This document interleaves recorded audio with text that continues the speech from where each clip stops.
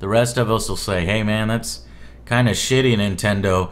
We're actually trying to do you a favor. I guarantee if you drop all that bullshit, people are going to make tons and tons of videos about your games, and it'll be on everybody's mind way more. Increased sales. Das Nintendo Creators Program ist zurzeit ja sehr umstritten. Warum? Weil Nintendo eben an den Werbeeinnahmen der Let's Player und der YouTuber mitverdienen möchte.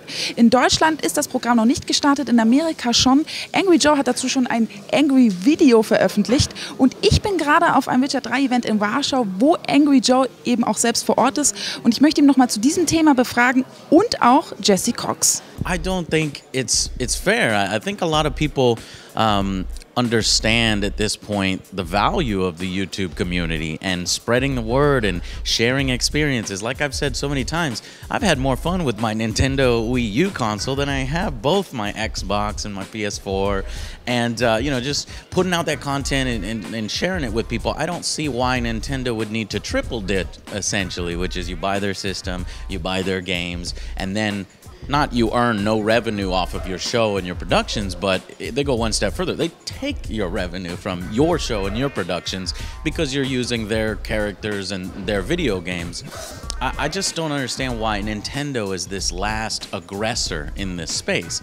Every other company understands the value that the YouTube community does, and I think the more coverage of the games that are out there on YouTube, the better it is for Nintendo. Well, I think it's an interesting thing that's happening because it seems like it's one of those things where the company's so big, the Japanese part of it doesn't know what the American part or the European part is doing.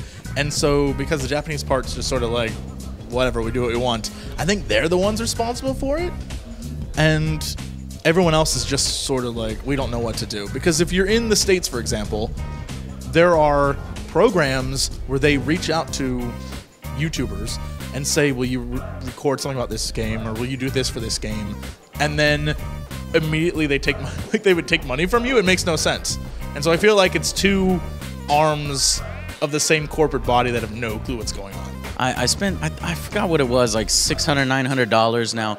We had a bunch of fans, you know, we have donations, we have, you know, ad revenue. We're an independent show, so that's how we're supported. We were talking about the Wii U one time. Somebody donated $300 to help us out to get it. So we got it, and then I bought all the games, bought all the systems and stuff.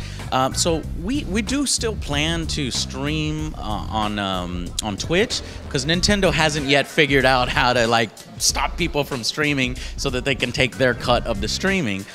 So we're still going to stream on Twitch because Nintendo has some of the best couch co-op games, you know, exactly like we were playing in that Mario Party game. But yeah, so we still plan to do it there, but not necessarily on YouTube. No, it's insane because a good video will get publicity for the game. It's free publicity.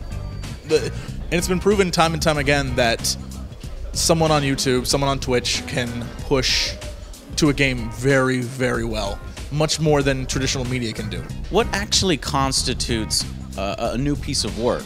Now, I really wish that I would have just done an angry review on Mario Party 4, or 10 rather, and put it up, because I guarantee you that it would have got flagged just the same, and I would have had to go through the Nintendo. I would have had to try to get whitelisted, and to get whitelisted, I mean, that's basically Nintendo exerting control. Who do we want to approve to go through? So you have to go through that same process. But in this case, it was an edited Let's Play of Mario Party 10, which, interestingly enough, you know, we set up our own lights, set up our own microphones, you know, had like a little chicken nugget party, and we were watching like 5 people playing the game.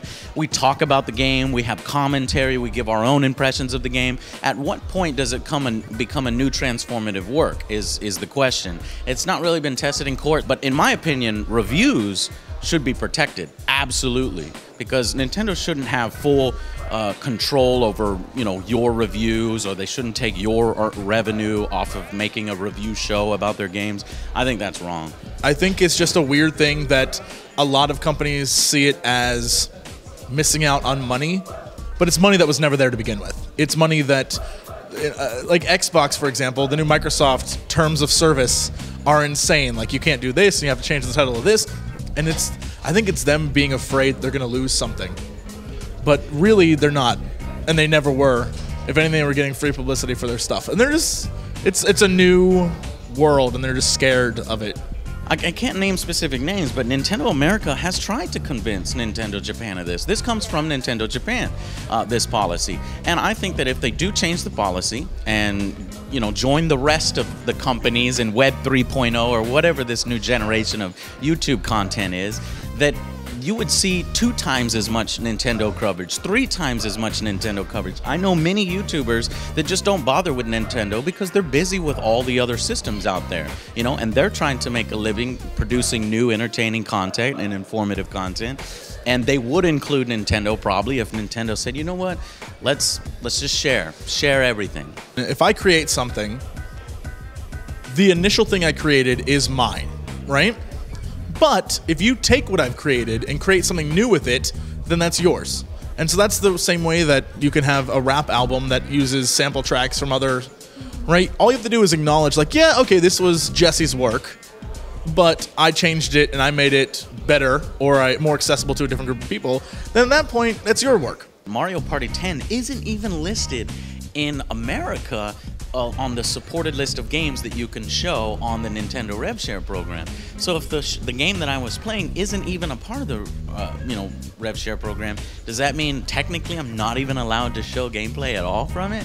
That's dumb. Thank you so much for your thoughts. For having me. That's a complicated situation, and I think that if Nintendo just dropped the policy, they would see an increase in coverage and an increase in sales from it. And smiles. Yeah, exactly. Thank you. Cool. Das waren sehr deutliche Worte von Angry Joe und Jesse Cox. Jetzt stellt sich natürlich mir noch die Frage, was ihr von dem Nintendo Creators Program haltet. Schreibt mir das doch in die Kommentare. Ich bin sehr gespannt.